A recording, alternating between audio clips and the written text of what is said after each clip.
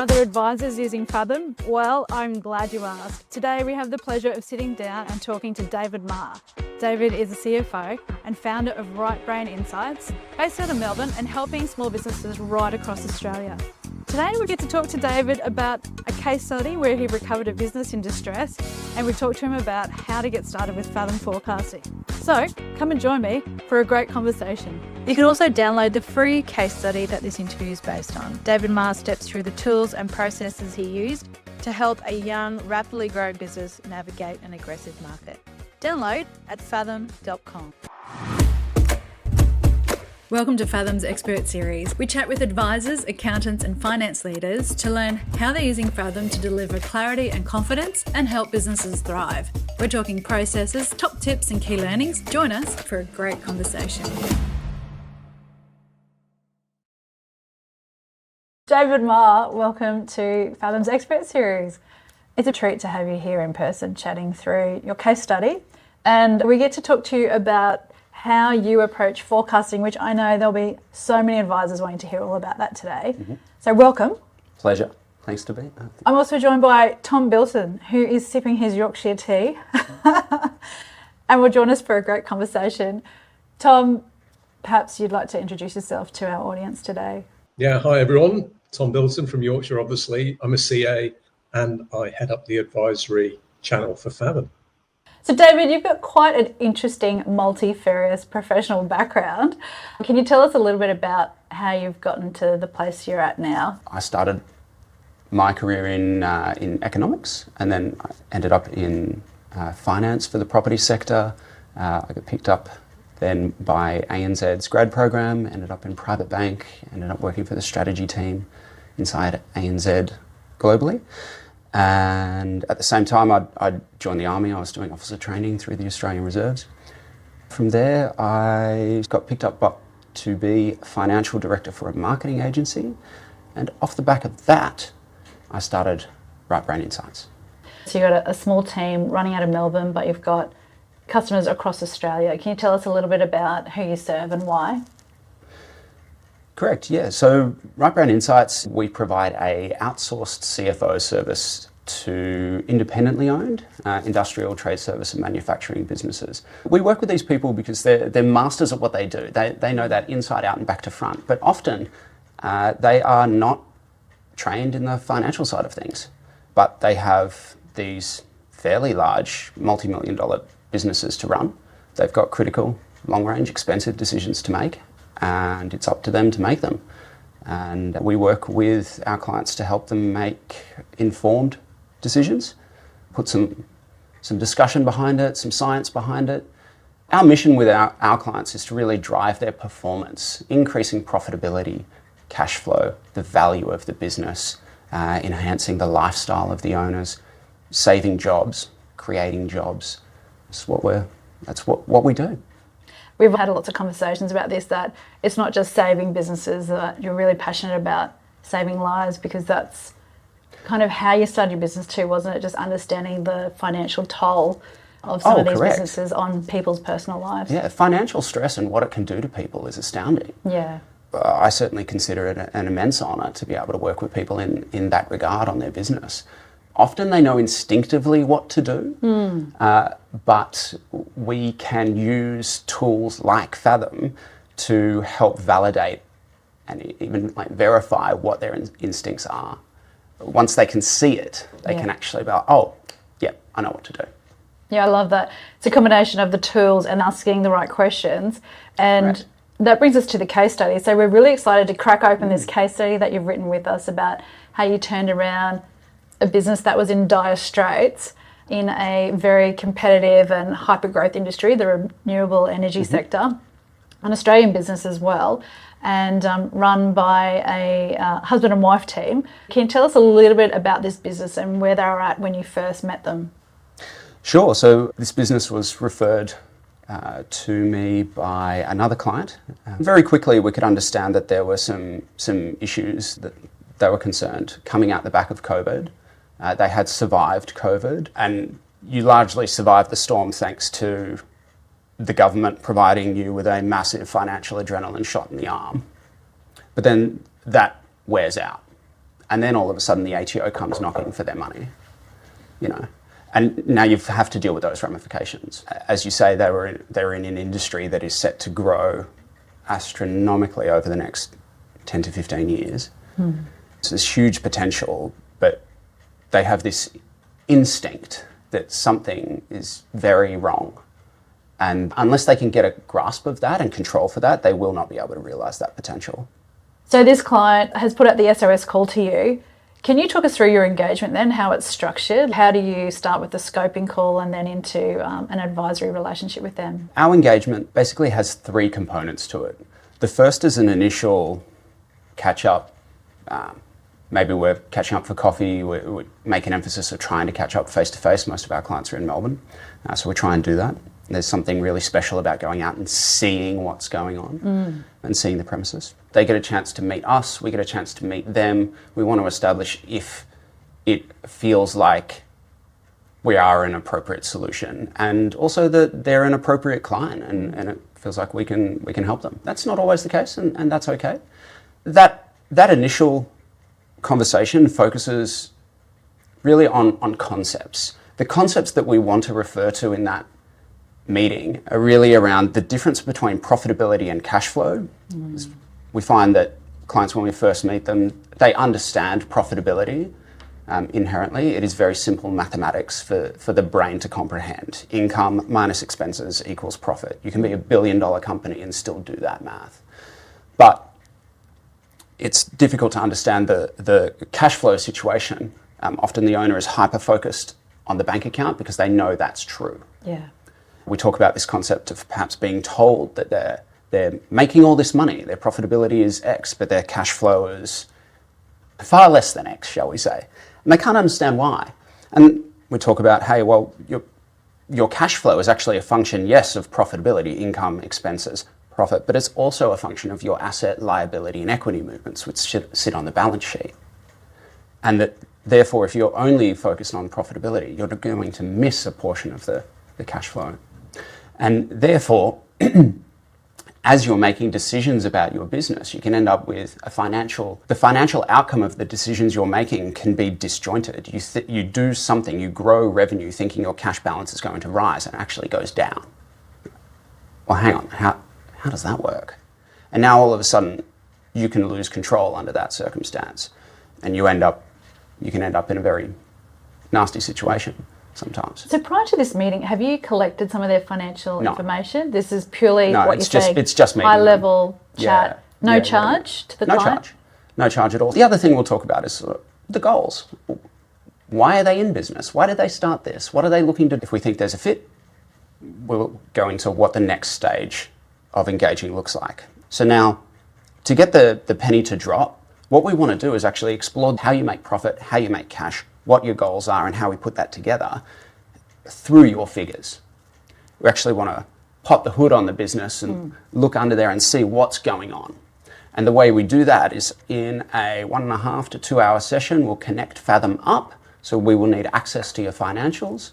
We send through a very basic terms and conditions set that signs off on privacy. We make a point of trying to come out to do it at their premises as well, where possible.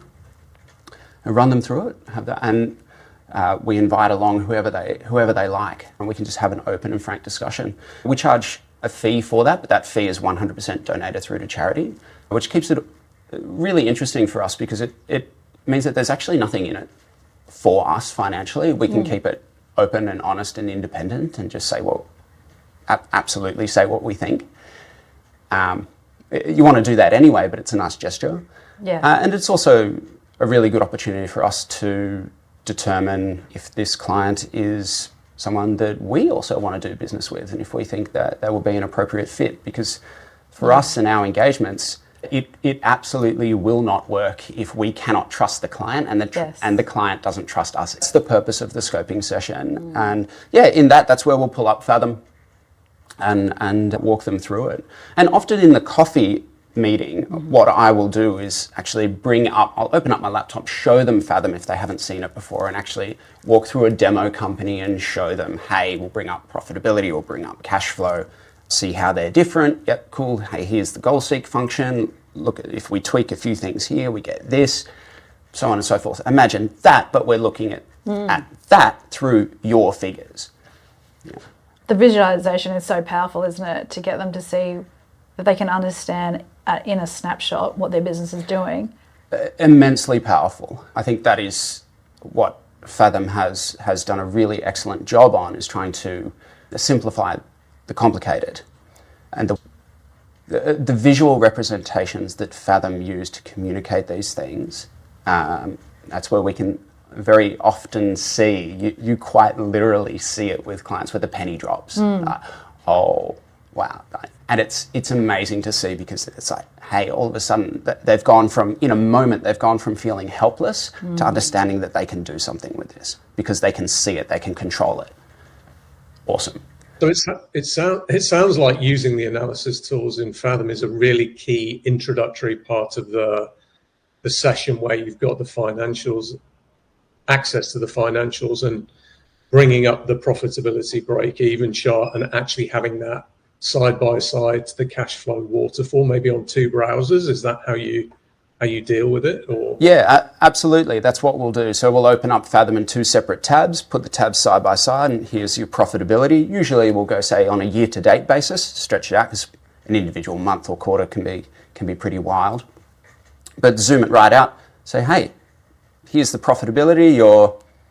The EBIT figure for the year to date is $500,000. Well, the net cash flow for the same period is $50,000. It's 1/10 of the profitability. Okay, how does that work?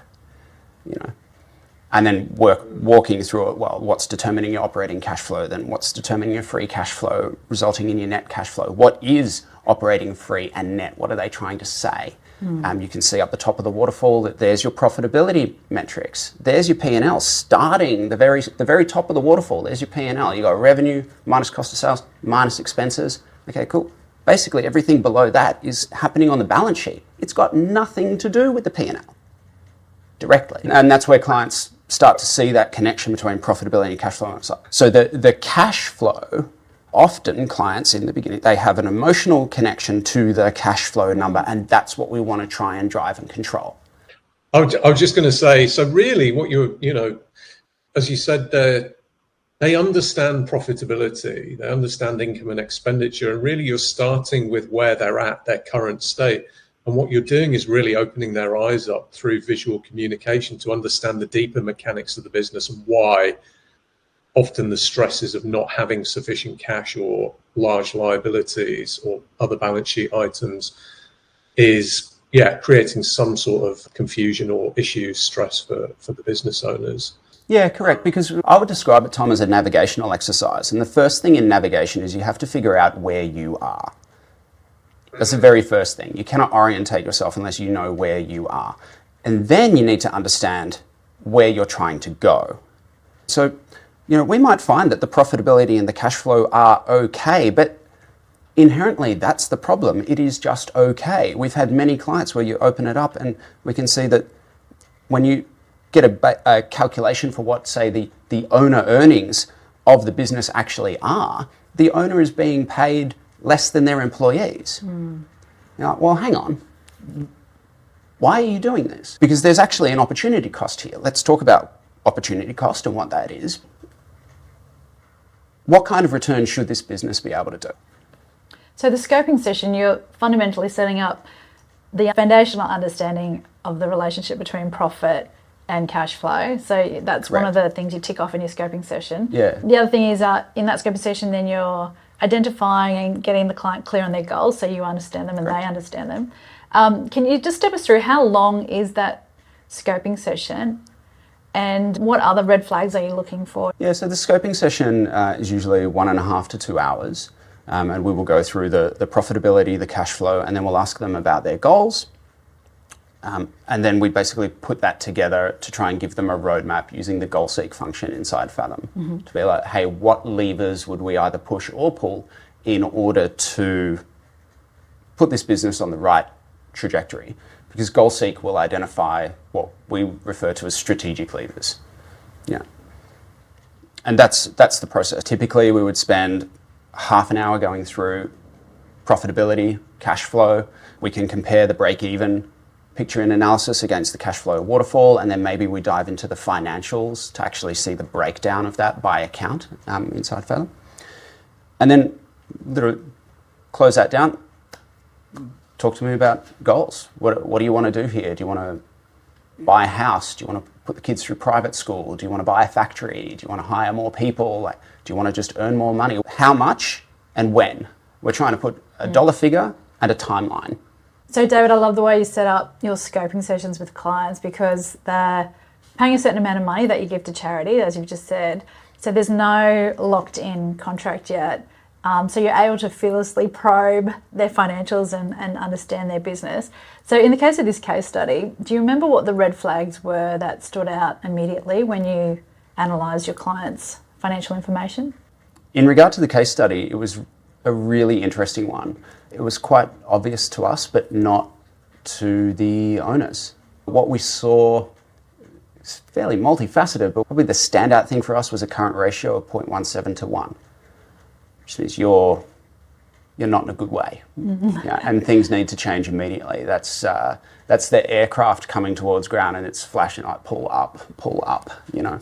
I think you've described it as the business was in the emergency room as well. Yeah. So that's the thing to us straight away. We see that current ratio at that low. This is a survival situation, and you're trying to keep them alive. Straight away we see that, and that's sort of setting our frame of reference. The next thing we needed to understand, why is that, and what's caused that? You could see on the balance sheet, for instance, that there was increasing ATO liabilities, GST, PAYG, and some superannuation and things like that can be handled, but they need to be understood. We could also see that the way that the balance sheet reads when it comes to their compliance obligations did not match reality. So there were multiple accounts, for instance, something like GST, for instance, and you could read it as if, hey, well, according to this account, the ATO actually owes you money, but according to this account, you owe them. That's not matching reality. That's suggesting that there's something up with the reconciling. We could also see that there were loan movements for the owners. Are you taking a wage at all through the business and recognising payroll, or are you taking money out as a dividend distribution, a loan? In their case, they were taking it as a loan. What's the implication of that? We can also look at things like expense growth and trends in that. We often bring up the variance report in the profit and loss and in the balance sheet. You want to see 1 year to another, 1 month to another, 1 quarter to another. And we're not so worried about the actual figures, but that variance trend. If revenue is up 10% year on year, then, hey, logically you would expect cost of sales to be up 10% year on year. Ideally, it's even lower. But if you see revenue is up 10% and then cost of sales is up 30%, hang on, why is that? What's out of control there?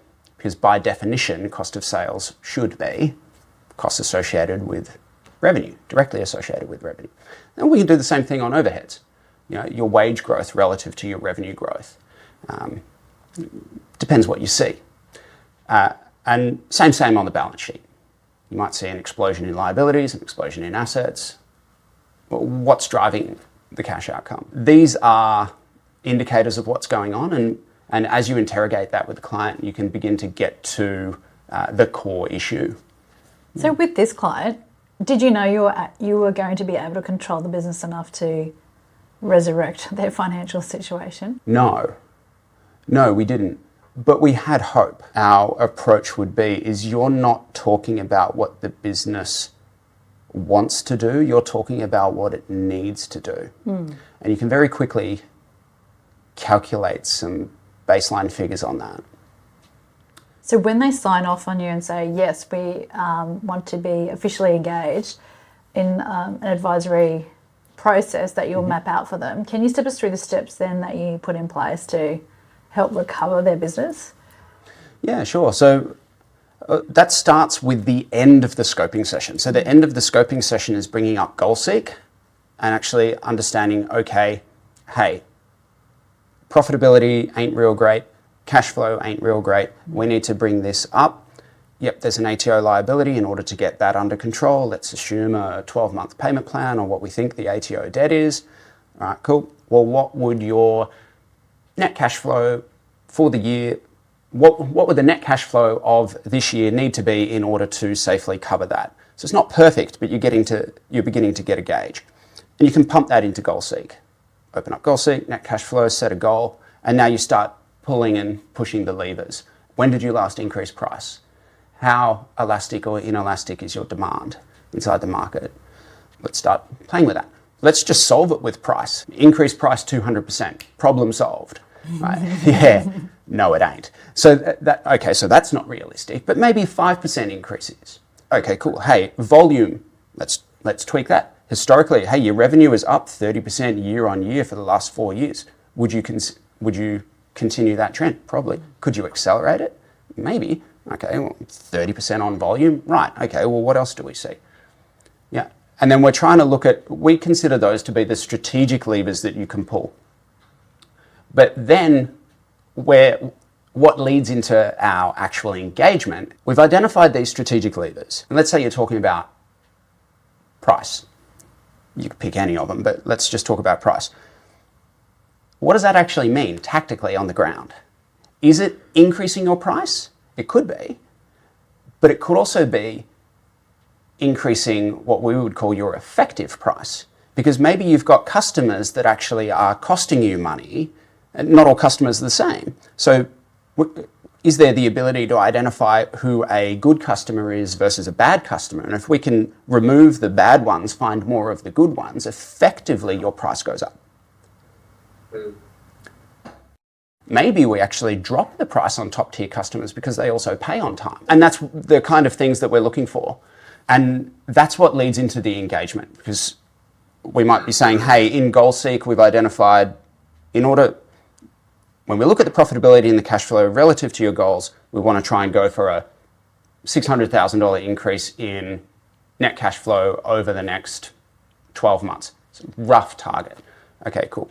Well, there's a business case. In the scoping session, and this becomes the foundation of a future engagement, is we are looking for, and we use GoalSeek to do this, but we are looking for how do we engage and what is the business case behind our engagement. So a value of Right Brain Insights is value itself. So we add more money than we take, period. Yeah. They were blown away by the ability to actually see their figures. In the case study, they had never seen their figures. And I know that sounds so stupid. You've got Xero, what are you doing? You're a director, you've got responsibilities.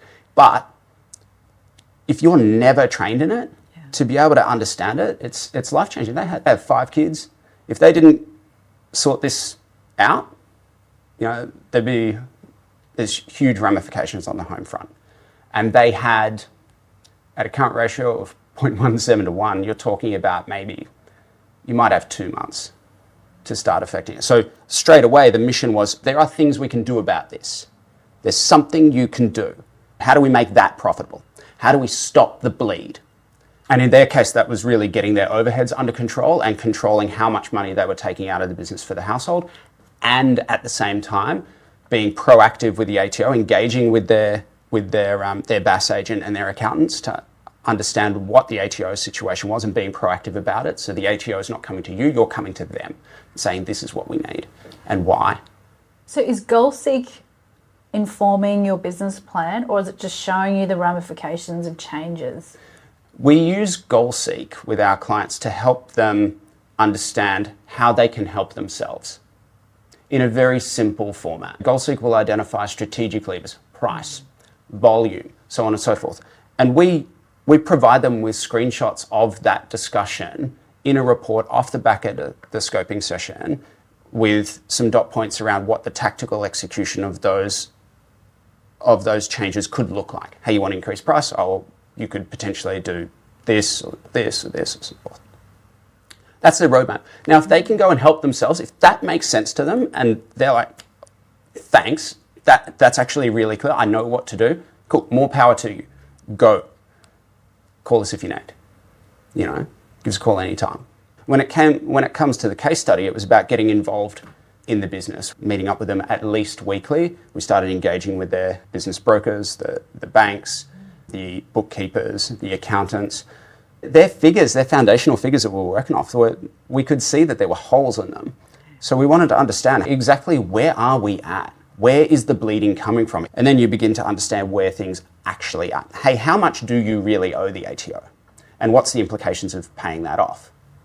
You know, because it's like, hey, and you can do the maths real quickly to test viability. It's like, well, if you've got $1 million ATO debt, well, it's your net profit margin that's going to pay that back, roughly speaking. So, hey, you've got $1 million ATO debt, your net profit margin's 10%.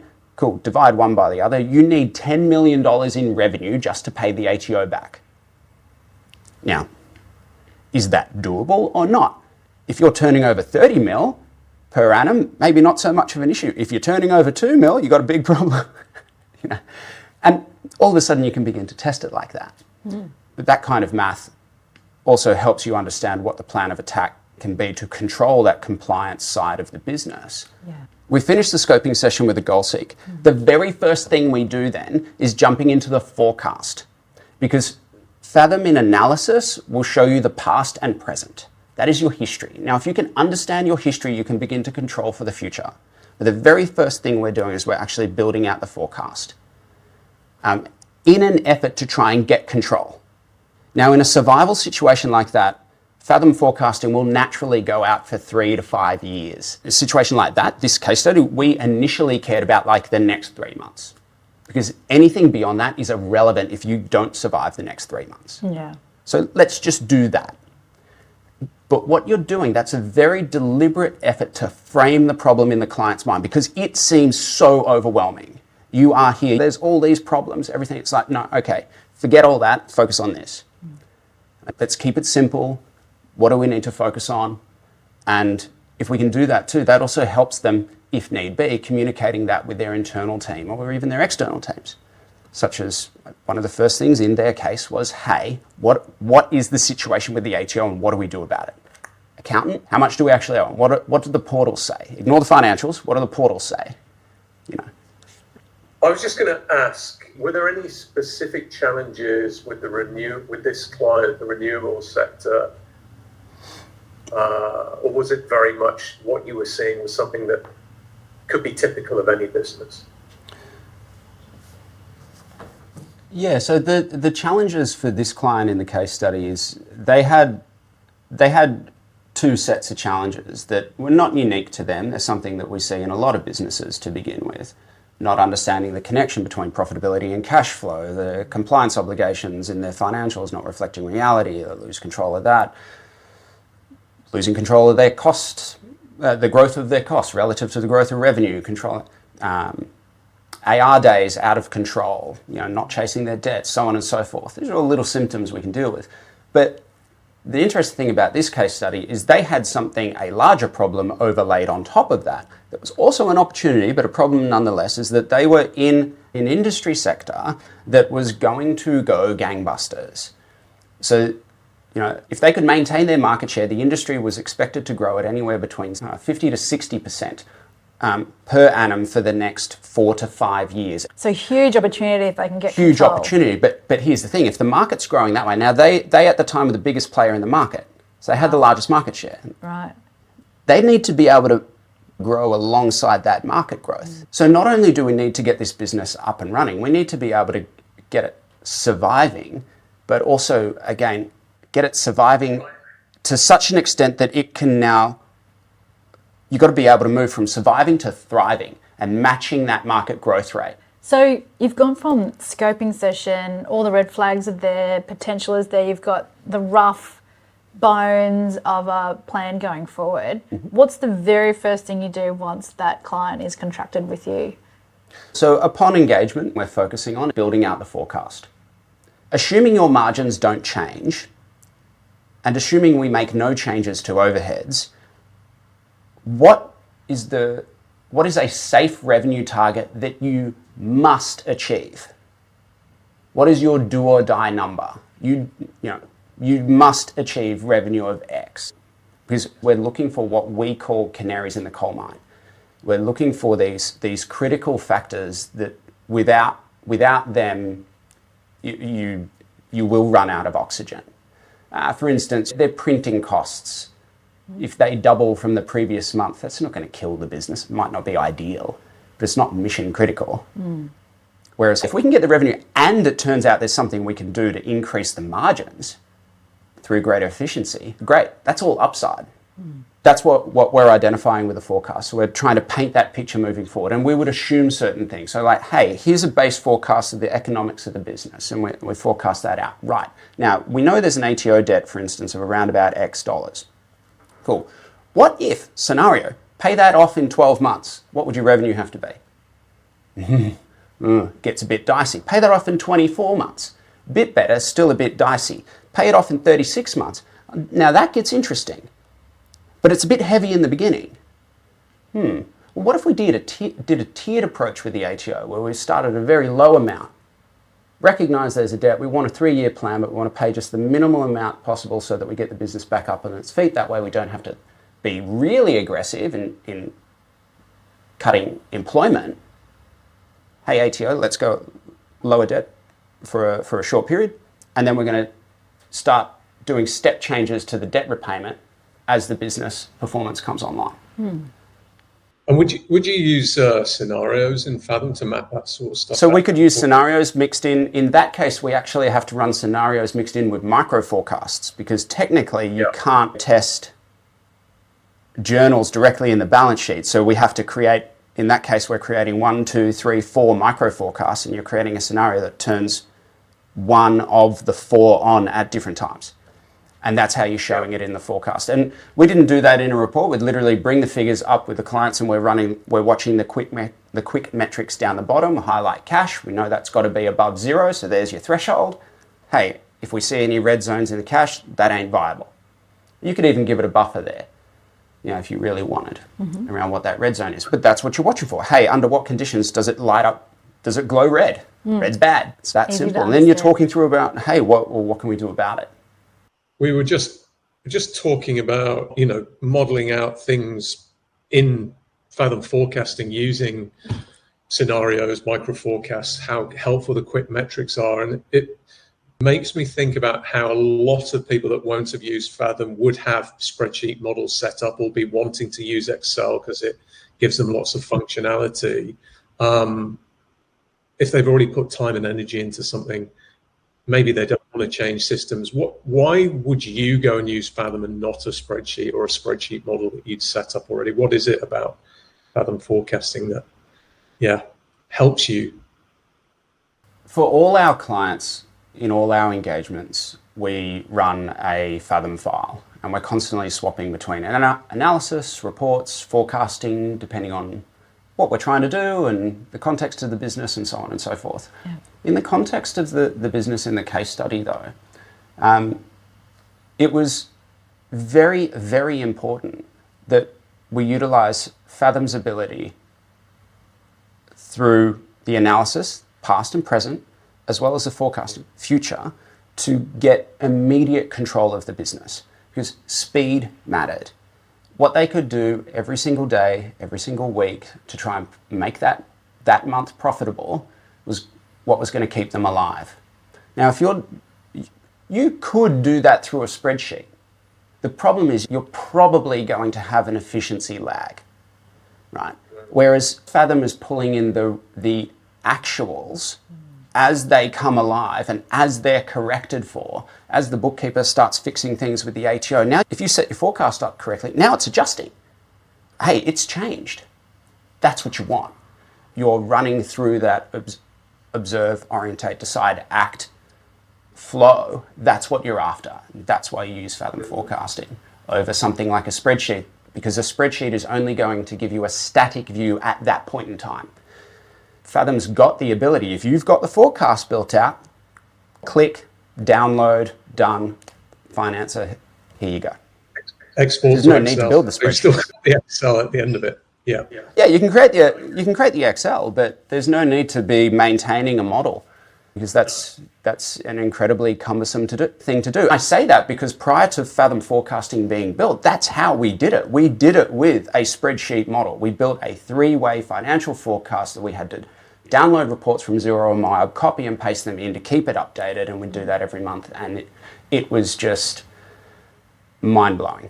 But it was the best we could do, and it's what needed to happen. So Fathom forecasting has made our business far more efficient and far more powerful than what we can do. We can act with better speed. And how much time do you think it saves you? What the multiplier do you think? Is it? Well, it depends obviously on the size of the project that you're doing, but you would be spending hours on Excel, an hour or hours on Excel for something you could do in Fathom in minutes, I assume. Correct. Yeah. Correct. To build a three-way financial forecast to the level that I would want for a client would usually take us a solid day. And that's a first draft, just hardcore spreadsheeting. To do that in Fathom, an hour.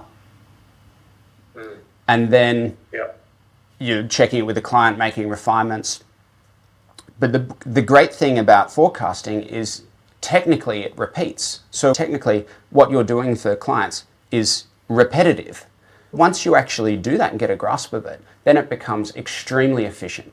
And the beautiful thing about that is once you've got that base forecast done, to update that along the way can literally be done in minutes with a client right there and then, And that's what's so powerful about it. It's not, oh, well, let me pull my spreadsheet out and then the client's got to try and figure out what your spreadsheet's doing and so on and so forth. And you've got this communication bridge that's right there and then.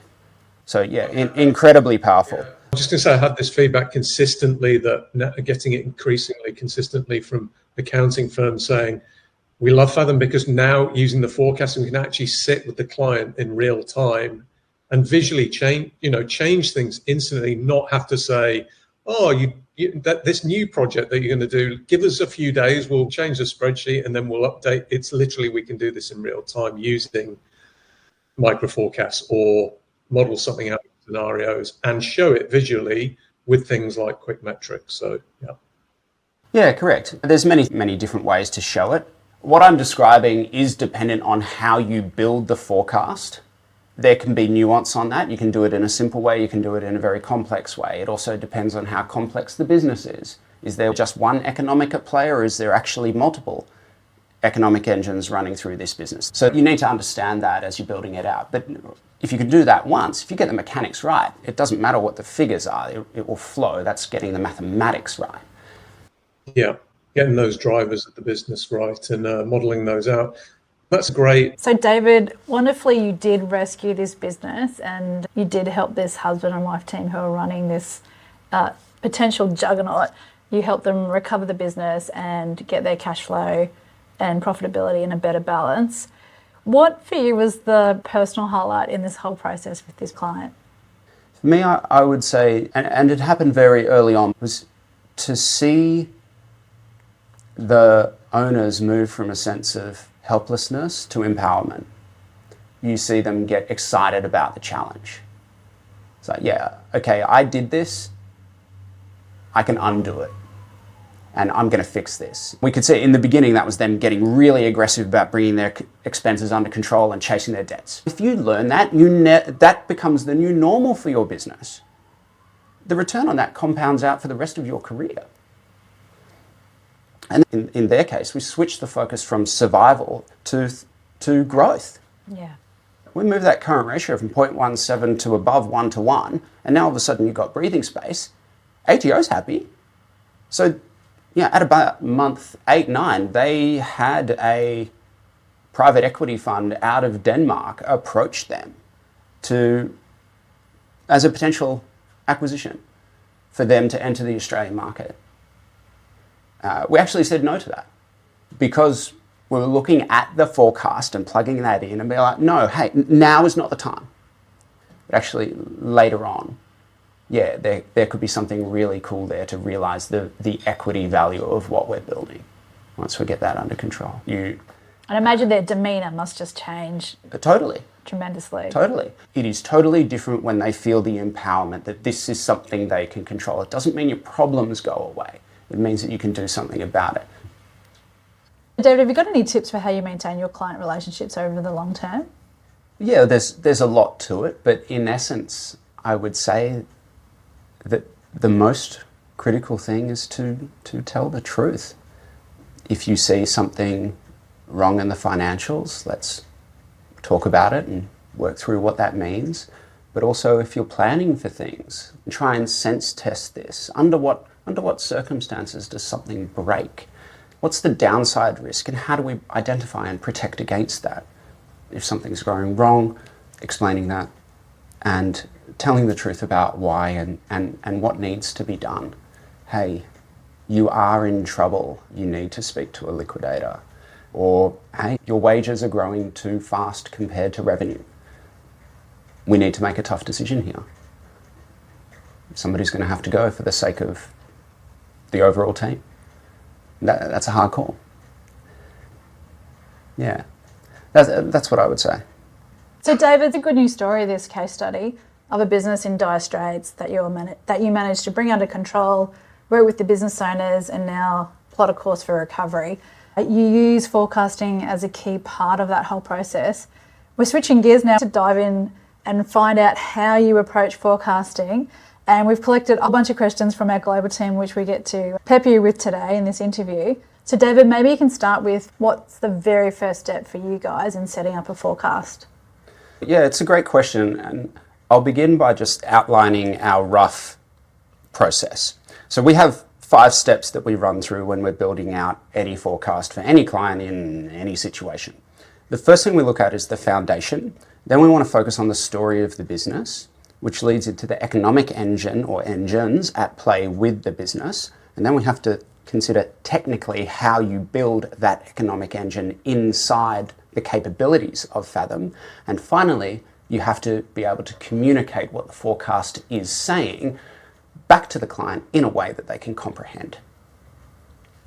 So to start that, the foundation, what we're looking at is just like building a house. If you're building a house on a foundation of sand, it ain't going to last long. It's the same thing with forecasting. So we need to look at the historical figures that are coming in from the accounting software and make sure that they are ideally accurate and up to date, that they are telling the right story. There can be a raft of issues there that are at play, from reconciliation practices, treatment of ATO liabilities. And I've heard you say that often when you begin your forecast, if there's big gaps, that's a red flag for going and finding out what that problem is too. So it actually is useful for identifying challenges or problems? Yeah, we will almost always, we will engage with the existing accountants and bookkeepers to understand what the lay of the land is. And that's not to say that, it's a bad bookkeeper. Sometimes we're seeing that, but often the bookkeeper's waiting on information from the client in order to reconcile, and as they reconcile, the foundation comes alive. So it's not the bookkeeper, it's the fact that the owner is not giving them the information. This is a governance problem. Owner, how do we get the information the bookkeeper needs to them in real time? Yeah. So we want to identify that. If we can just get the foundation to tell the right story in the beginning, we can build from that. And sometimes to do that, we might make financial adjustments in the back end of Fathom in order to set that foundation. You want to be real careful about what you're doing when you do that. So what's an example of that? Sometimes if we see that perhaps the ATO side of things, this is a common one, that the ATO side of things is reconciled or set up inside the chart of accounts in a way that Fathom forecasting doesn't want it to be. So for instance, Fathom forecasting, you can set taxes such as GST, PAYG on wages, super, so on and so forth. What forecasting wants is one liability account to go off. What if they have a GST or PAYG account? That's what you're going to link to your P&L activity moving forward to track the liability. And Fathom wants to pay that out. Okay, fine. But what if the payments of those liabilities historically are linked through a clearing account? The forecast, you need to actually treat that clearing account differently. And you need to be cognizant of that. And that's where we might make an adjustment to actually, hey, at the starting point of our engagement, we actually shift inside Fathom, not the source accounting software, because that'll definitely annoy the accountants and bookkeepers. But inside Fathom, we can make an adjustment to move the liabilities around so that we've got the correct foundation for the forecast to build off. If you don't do that, what you might see is in the first month, the first quarter, the forecast wants to dump a heap of liabilities. It's just not realistic, but it treats it that way. So that's what we mean by the foundation. And sometimes for some clients, that might mean rolling back further as well. Let's say we're in May now. Realistically, May's figures and April's figures are only sort of half reconciled. So we're not going to treat them as gospel. We're actually going to roll the forecast back to March and build from there, because we know that the foundation is more solid. And then as we begin putting some governance processes in place and the figures come alive more and more, then we can safely begin rolling back closer to the future, or to the present rather. When you're thinking about what data you need to get started, there's the core data, which often is going to be the source accounting system, so it might be Xero, etc., or MyOb, or Intuit QuickBooks Online, or Sage, or even in Excel if it's not on one of those systems. But also the data you need is conversational with the client to understand why there might be missing data or confusion around certain bits of data. Yes, and that leads into parts 2 and 3 with the story and the economic engine. So once you've got the foundation set and you know that you can build off it, the next part, what we call the story, is often intangible, a discussion with the client around where they are at now, past, present, and future. Where have they been? Where are they at now? Where do they want to go? Why? Are they in crisis mode, or are they in hypergrowth, or are things fairly normal? What's going on? What are their concerns? You want to understand that, because that's going to set the scene. Like, if the business is in crisis, then you would take a different approach to how you may build the forecast or what you're going to focus on. For instance, you might focus on your top quick metric might be cash on hand and the threshold of 0, and therefore you're highlighting critical events. Whereas if the business is quite mature and they got quite a bit of liquidity behind them, but they're bringing on some investors, then maybe you might focus, for instance, on operational profit growth or return on capital employed, and you're trying to look at that long-term return rate in order to satisfy an investor requirement. So that's the story going on. That's the intangible discussion. And then the next part is the economic engine, and that's where you have to, again, it's conversational, but it's also numbers-based, and it's actually more a mathematical discussion with the client about, hey, how do you make money? How do you make profit? How do you make cash? Now that actually links back to our very first scoping session discussion. Yeah. So we'll already have a clue as to what that is, but we want to go into the detail and trying to understand what an appropriate level of detail for that is, because you could get quite granular, but we want to go as high level as we can, but still being efficient and effective.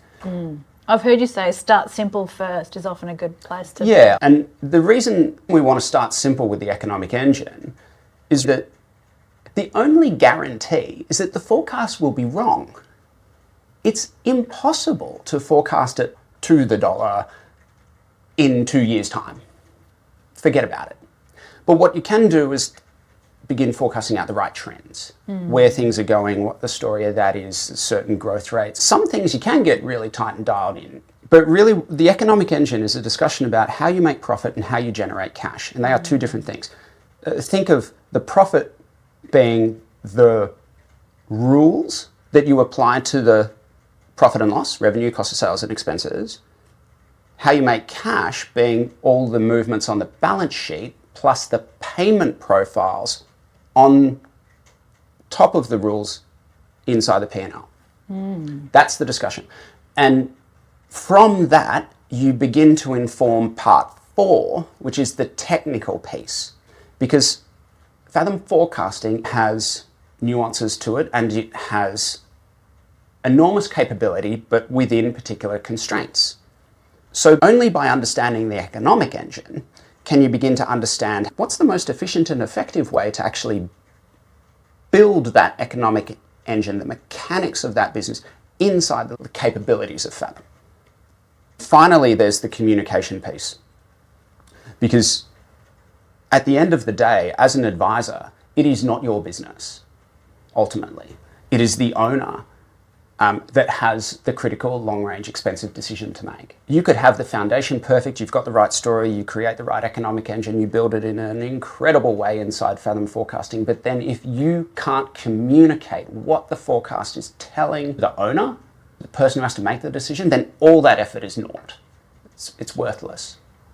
So it has to be able to make sense to them. We have clients that are illiterate, and we're literally using graphs and shapes and colors. We've had clients that are colorblind, so you're not using a traffic light spectrum. You have to use a different color palette to communicate to someone colorblind. You might be communicating to a bank and they want to see, but that's the story. They're trying to get funding. The bank wants to see very particular numbers in very particular ways in order to convince them, because you only get one shot at telling them what the numbers are. Maybe you've got to communicate the stories. They have to communicate to an internal team. They need a part of their business to get up and firing, and this is going to be a leadership tool. The communication piece is absolutely critical at the end, and that's how we make it come together. And if you can get that right, then as the business is moving forward, it's not static like a spreadsheet at one point in time. This thing is alive and moving with the business every day as Fathom is updating, and that can become incredibly powerful. I love how you call it telling a story, because you're highlighting quite a mindset change when it comes to forecasting versus compliance, which is historical looking. It's highly accurate, whereas forecasting is about the interplay of lots of dynamics and getting a feel for a trend or a trajectory. So it's a very different mindset, isn't it? Can you talk more about that? I've heard you talk about it in terms of the way you approach building a forecast. I'm actually not trained as an accountant. My background's economics, but accounting by its very nature is accounting for what has happened. And the purpose of that is to report the business activity to the government to make sure that the business is complying with the laws of the land. Is incredibly important, and it will form a massive portion of the foundation that you're going to build off. So it's hugely important. Now, they are two different ways of thinking. Accounting for what has happened and compliance versus forecasting for the future are two different modes, yet they relate. So speaking, you're not trying to make a forecast super duper accurate, like you might treat compliance reporting to the government. If you try and do that, you're going to drive yourself insane. But maybe you can do it for a month or two, but you won't be able to do it long term. Maybe it's appropriate for the next month or two, but you've got to strike that balance. And the other thing with forecasting is it's conversational, it's engaging, and we see the forecast as primarily it's a leadership tool. It's an ability for the owner to take charge, to set their vision. By having a vision, that allows the owner to prioritize what they're going to execute themselves and with their team. And if you can get the communication right, you can take those numbers and that story and even communicate that back to the team. Hey team, we need to try and be more efficient in the execution of our jobs. So let's try and go for the efficiency first. Let's talk about all the different ways that we as a team can do that and make that happen. This is an example of a client forecast where we're trying to tell a story about what they need to do to get their performance up such that they start achieving the goals of the owners. This is a trade service-based business, and it's switching from one generation to another. It's literally a father to son transition, and the son has big ambitions for the business, and he wants to make sure that it's worth its while.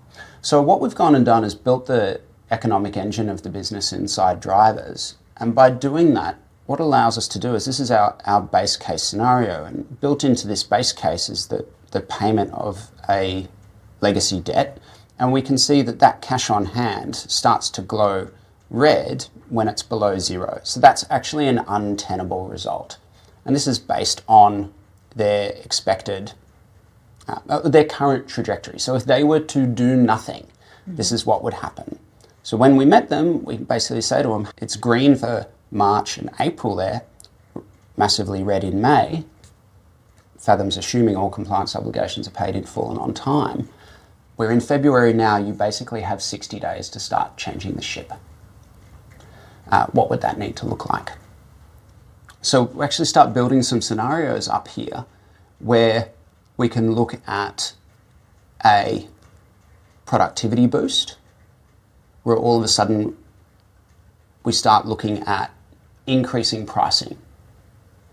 And that may be through a real price increase, just flat out increasing your hourly rate, but as well as cutting out certain customers that are underperforming or might be on, we know from speaking with the client that they have customers that are on historically lower legacy price brackets. And they may be the more inefficient customers. So by changing their price, we might be able to drop them off, bring new customers on, so on and so forth. We shall see. As well as we've got up here in the scenario a DOCA, which is a deed of company arrangement, and that is a formal legal mechanism to keep the ATO debt under control, as well as creditors in this case. So what we realised here is that there is simply not a long enough runway to bring the productivity required online. In all honesty, for the directors to comply with their obligations under law, it looks like they're going to have to put the business into administration for a period of time. But there's a way out of that administration. It's not a liquidation event. It's making sure that they're using the law to protect themselves and protect everybody, creditors along the way. So we're trying to model that out, but we need to make sure that it works. So what we're looking for here is, yes, there's some gaps here in red, but actually they're fairly low. We're talking about $5,000, a couple of $1,000 when the business is turning over, over $400,000 per month. Hey, it might be threading the needle, but there could be multiple ways that we could navigate through that. That's navigatable, shall we say. And then if you can, from there it actually gets okay. There's another issue around here off the back of Christmas seasonality and so on. So maybe by then we need to increase revenue, but that's kind of a 2025 problem. So that will change as the actuals flow in, but interesting. And then we can also look at financing options.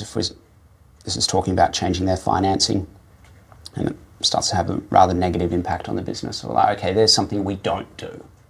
So we've actually deliberately built in a scenario inside the forecast to show the client, if we start changing the funding economics of the business, what appears to be viable or unviable. And we're using that as a way to show them, hey, this is what not to do. Yeah, David, I think one of the great things about Fathom, there are many great things about the forecasting, but one of the great things is the fact that, for example, drivers or the parts of the scenario that you're working in are all partitioned to the scenario. So you can go and change all the drivers on this specific scenario and they're all pinned to this scenario. You've then got another set of drivers pinned to another scenario. So you can work really quite independently and rely on the software to do its job. Yeah, correct. And to view the sort of economic engine, or what we talk about as the economic engine in this business, is we know that this business has operations across New South Wales, Queensland, Tasmania, Victoria. And so what we've gone and done is actually built that out or we have the ability to build that out. Different utilization rate, different hours per day, you could even build in what the public holidays are in different states, the labour force in each state, payroll tax rates in each state, as well as funding rates and all sorts of things going on in there. And in here, we even have drivers that are calculating that. So we're actually running formulas in the drivers. So that's a formula from other drivers to show inside the driver section, as you're manipulating one thing, what you're creating. And then it's that number that is linked back into the P&L as a way to sort of control and help the client see the story. That's that communication piece. So it's almost like we have inside the drivers a little mini P&L story happening here around revenue generation, wages, so on and so forth. To show something on the foundational side, going into this business here, we can go into its settings. And this is an example where we have a financial adjustment at play here to reconcile.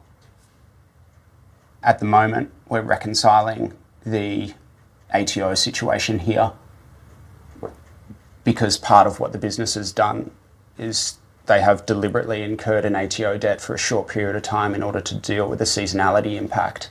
And we need to isolate out what the legacy debt is compared to just the regular run-of-the-mill debt in order to make the forecast come alive. Otherwise, the forecast is going to dump in the first month because they do a monthly BAS. So if we don't do this, the forecast is going to dump nearly $1 million in the first month. And whatever you do, it's just going to look silly.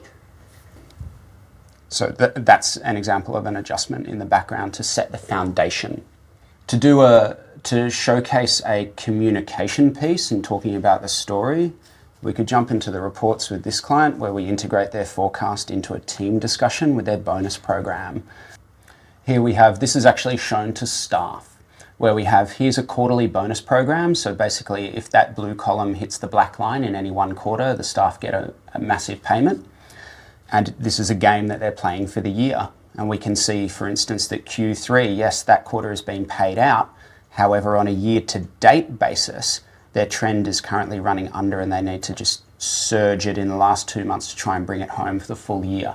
Now, just because they've missed the target in Q1 and Q2, Q3 they'll get their bonus. If they can have Q4 come up to such an extent that they bring home the year-to-date target, then they will be paid the bonus for the remaining 3 quarters that are unpaid.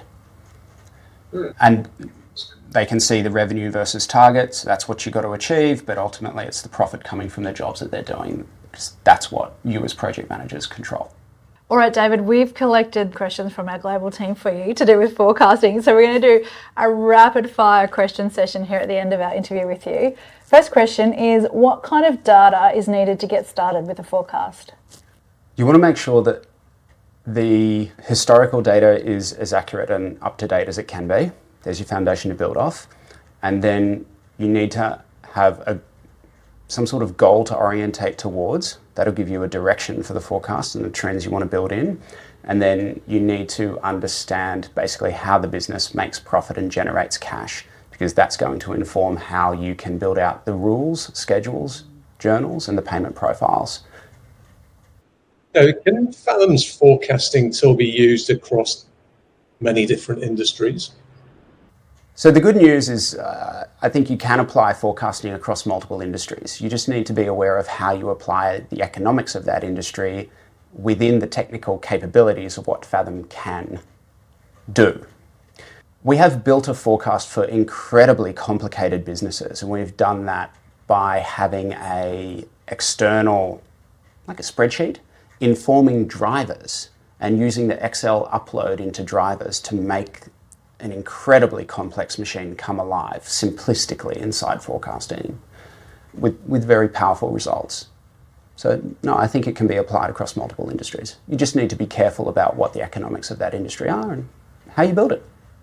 That kind of brings us to our next question, which is quite similar, and that is, how customizable is Fathom's forecasting tool to specific business needs? It's incredibly customizable. But the issue there is, how customizable do you need it to be? Because you can end up going down a rabbit hole with that one. What we try and do when designing a forecast is actually keep it, yes, each forecast is custom, but we want to keep it as high level and simplistic as possible, but yet still yield the desired effect with the client. So if we can keep it really, really simple, tell a simple story, and that's what they need, great. But if we need to really dial that thing in, we can get as granular as you need. Yeah. This is another question. How long is a piece of string? But we'll ask it anyway. So how long does it take for you to set up a forecast? Yeah, so setting up a forecast doesn't have to be a cumbersome investment in time. For a fairly standard client of ours, the initial setup of the forecast is probably the heaviest, and it might take a few hours. And we'll discuss that internally, how we're doing the mechanics, what the best way to build something is, so on and so forth. Sometimes you build something one way and then you're like, oh, actually, no, I'm not going to do it that way. Technically, I'm going to do it a different way. And you also bounce that off the client. And so to build it, it's fine. But once you actually get the mechanics generally right, from there to update it moving forward is remarkably quick. You're talking potentially minutes. So no, it's not a big time investment. How given what you know about learning Fathom forecasting, what would you advise people that are new to Fathom forecasting to do to learn the tool in the most optimal time? Sure. First thing you can do is utilize the Fathom certification course. It takes about 6 hours to run through, get yourself certified on. It'll cover analysis, reports, and the basics in forecasting. And then I would honestly say, make use of Fathom's support teams. Pick a client that you know, pick something simple, even create a dummy client and try and build a forecast and just try it out. And every time that you end up with a result that is either confusing to you or doesn't smell right, reach out to support, make a note of what you've done, take a screenshot, send it to support. Hey, support, I can't figure out what this is doing. I thought it would do this, but it's doing this. How do I change that? And they'll come back to you. And then you're just going to encounter that. That's how you work through it. Great answer. It brings me to my next question, David. What are the common pitfalls advisors face when starting with forecasting, and how can they be avoided? Yeah, that's a tough one. Now, if they don't have the time to learn Fathom forecasting technically, you could hire another company to build it for you. We do that. We have been engaged by accountants who want a forecast, and we have come in on a project basis to build it for them, and we basically maintain it for the accountant so they can present it to their clients. So you could do it that way, and we're not the only provider that can do that. So there's a technical element. The other pitfall I see is the way of thinking, in that assuming an advisor is an accountant and you've been trained in accounting and compliance, and that by its very nature is historical in its focus, whereas forecasting is looking forward and it's an economic question. You're talking about stories and it doesn't have to be accurate, but you want it to be as accurate as possible. And so it's a different way of thinking, and you have to almost retrain that. That's a more difficult one. Explore design, get curious about that, see how other people have done it, check out. You literally need to take it for a test drive. Yeah, take it for a test drive, have a play with it yourself, have a go. Yeah, present it internally, engage with your team, find a friendly client and try and build it for them, and just have a go. That's how you're going to train yourself on that gap. Next question from the team is this one. How do you ensure the forecasts remain relevant over time? To keep a forecast relevant over time, you do have to maintain it. You've got to service it. So what you want to be doing is seeing how the actuals flow in relative to what you expected. One of the ways we do that is we make the forecast equal the budget and target inside Fathom. So budget, target, and forecast for a lot of our clients are synonymous inside Fathom, and that allows us to see the actuals flow in against what we expected. And by doing that, you can see, where did you get it right, where did you get it wrong, and what does that mean? Is it wrong because there's something fundamentally wrong with the business, something is not performing or going as planned? Or is the plan off and actually you misunderstood the mechanics? You've got the math wrong, it's the budget figure. The actual's okay, but the budget's off. And therefore you need to make a tweak to your modelling and apply that moving forward. The best way to see that is you use actuals against what you expected. How does Fathom support projections and decision making in particularly uncertain economic conditions, which I'm sure you faced with a number of clients during COVID, right? Yeah, so Fathom's a wonderful tool for doing that. And it's great because of the speed and its ability to connect with history. If you can build a robust forecast, you can really go to town on stress testing it. And that's what you're looking to do. We do that usually through scenarios as well as micro forecasts, depending on what you're trying to do. And the aim of that exercise is to try and understand under what conditions does the business fail. When does it break? Reasonably speaking. And if you can understand that, then you can arm an owner up with some key figures in the back of their mind. If revenue was ever to fall below X dollars per month, per quarter, that's an issue. I'm going to have to do something about that. If your AR days ever exceed Y, you're going to have a problem because your working capital requirements will spike. You do that by stress testing. Here's a great question. What questions would you ask a client to be able to create an accurate or relevant forecast for them? So I would dive into their economics. I'd want to understand how they make profit, how they make cash, what are they selling, what price for, how many do they sell, where do they sell them to, how often, what are the payment terms, how quickly do they pay out, what are their reporting cycles for GST, for PAYG, how many employees do they have, when they're expecting wages to be increasing, what are their lease arrangements and when's that kicking in. And goals, you mentioned that earlier. Yeah, and then hey, all of that relative to what's your goal? Final question, I have my own opinion on this. The question is, when do businesses need a forecast?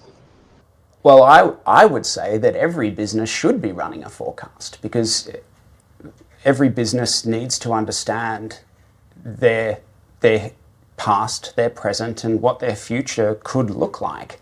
Otherwise, you're flying blind. So do you only need it at the start of the engagement, or how regularly do you think? No, we use it throughout our engagements. We catch our clients every single week, and we're looking at the forecast every single week to keep a gauge on things. Now, maybe nothing has changed, and that's cool, but maybe something has. And you can understand whether this thing changing is it a big issue and we need to do something about it, or is it just no factor? The forecast allows you to keep a finger on the pulse, because at the end of the day, you're in business to make money, and that is a good thing. Making money, that is securing jobs, that is securing livelihoods, that is securing economic impact, that is a wonderful thing. Therefore, you want to understand where you're at. A forecast allows you to do that.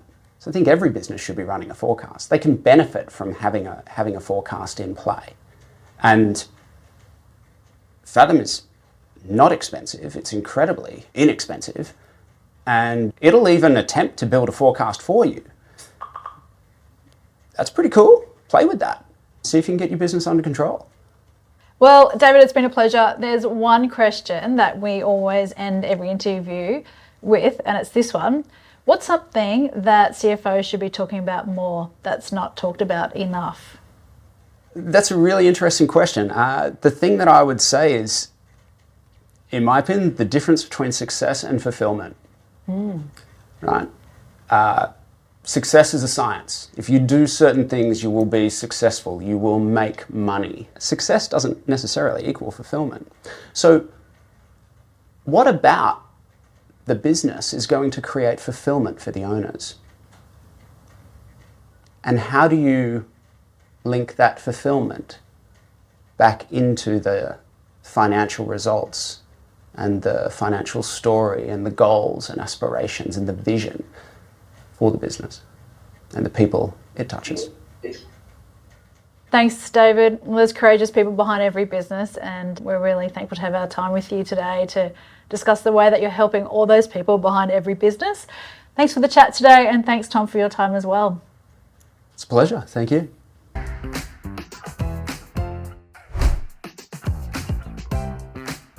Find out how other advisors fathom it for clarity and confidence.